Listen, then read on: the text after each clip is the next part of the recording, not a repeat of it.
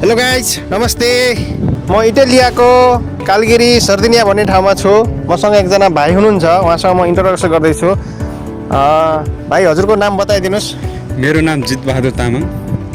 म चाहिँ अहिले इटालीको ससारीमा छु। तपाईँ इटाली आएको कति भयो? म चाहिँ अहिले भर्खर आएको, कति 5 महिना छुइरह। अनि तपाईँ नेपालबाट डाइरेक्ट इटाली आउनुभयो कि कुन कुन देशमध्ये आउनुभयो? म पहिला भिजा लागेको चाहिँ म रोमानियाबाट ग्रिस गयो, ग्रिसबाट यता आयो। अनि रोमानिया कति महिना बस्नुभयो? अनि ग्रिस कसरी जानुभयो? अनि ग्रिस कति महिना बसेर अनि तपाईँ इटाली आउनुभयो?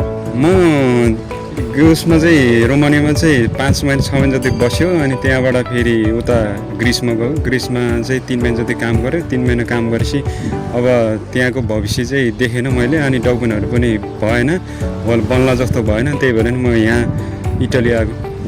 के छ तपाईँलाई इटाली राम्रो लागेर आउनु भएको हो कि कसो? अब इटाली भनेको चिज अब तपाईँको अहिले तत्कालै अब भविष्य बनाउने भन्ने छैन। अब बिस्तारै अब पछिको फ्युचरको लागि सोचेर आएको छु होइन। अनि के छ तपाईँ इटालीमा डकुमेन्टहरू बनिसक्यो? अब ठिकै भयो अहिलेसम्म त। अब 4 महिनाभित्रमा 5 महिनाभित्रमा तपाईँको कार्डहरू, व्हाइट कार्ड, अब काम गर्ने आधार चाहिँ पेपरहरू चाहिँ बनाएको।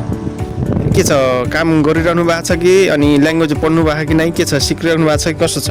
अब ल्याङ्ग्वेजको हिसाबले चाहिँ तपाईँको अलिकति हामी चाहिँ अलि सिटीमा परेन, अलि भित्र परे, गाउँ साइडमा परे। त्यही भएर नि अलिकति स्कुल जानलाई पोसिबल छैन। त्यही भएर नि अलि गाह्रै छ भनौँ। तपाईँले सेल्फ स्टडी गर्नु भएको होइन आफ्नै?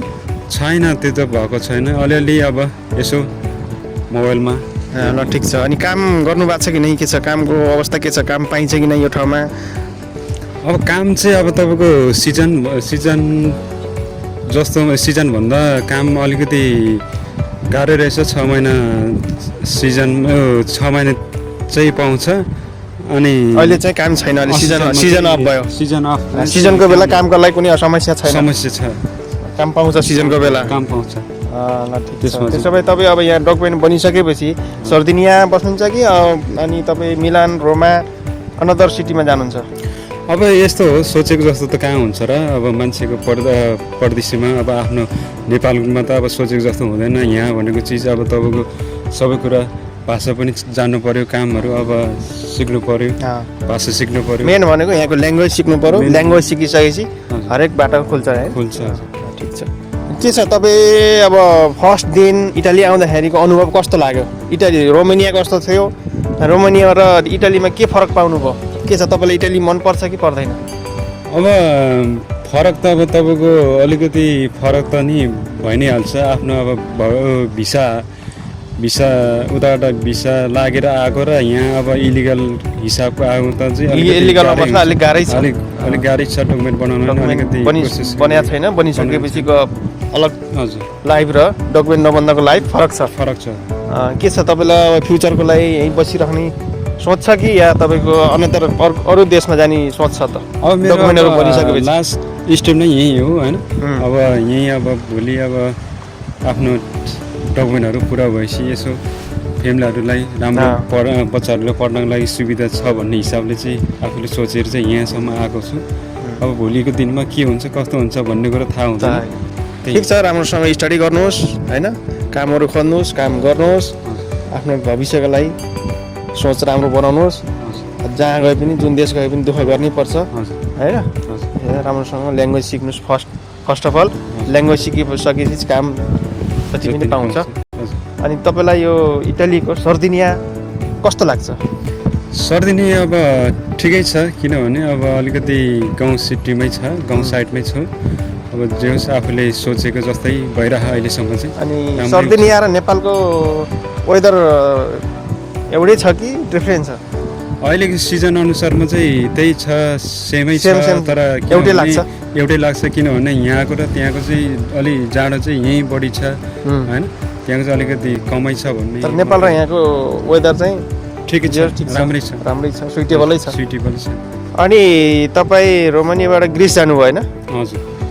रोमानियाबाट ग्रिसबाट इटाली आउँदाको बिचमा तपाईँलाई कुनै बोर्डरहरूमा समस्या पऱ्यो कि नै के छ तपाईँको त्यहाँको होइन आउनुको सिलसिलामा कसरी आउनुभयो प्लेनबाट आउनुभयो कि बाई बस आउनुभयो कि त्यो बिचमा बोर्डरहरूमा कुनै समस्या भयो कि नै समस्या त खासै भएको छैन अब आफू त अब आफूले टिकट काटेर आउने अब आफ्नो डकुमेन्टहरू सबै पुरा भइसकेपछि अब राम्रै तरिकाले आइपुग्छ होइन अब तपाईँले भने प्लेनमा आउनुभयो त्यति गाह्रो त छैन जस्तो लाग्छ मलाई त होइन प्लेन टिकटमा प्लेन टिकटमा आफै आएको त्यति साह्रो गाह्रो त लागेन गाह्रो लागेन त्यस्तो समस्या परेन समस्याहरू त बोर्डरहरू त्यस्तो चेकिङ परेन चेकिङ परेन जस्तै तपाईँ त इटाली आउनुभयो रोमानिया आउनुभयो फर्स्ट फल त्यसपछि इटाली आउनुभयो अब नेपालबाट आउने तपाईँ दाजुभाइ कोही साथीभाइ होइन अब अरू कुनै नेपाली गाइजहरू नेपाली साथीहरू यहाँ आउनको लागि के सजेसन दिनुहुन्छ तपाईँले आउँदा ठिक छ कि नआउँदा ठिक छ कि के छ सजेसन अब तपाईँहरू अब जहाँ छौ अब जहाँबाट भिसा लाग्नु भएको छ त्यहीँबाट अब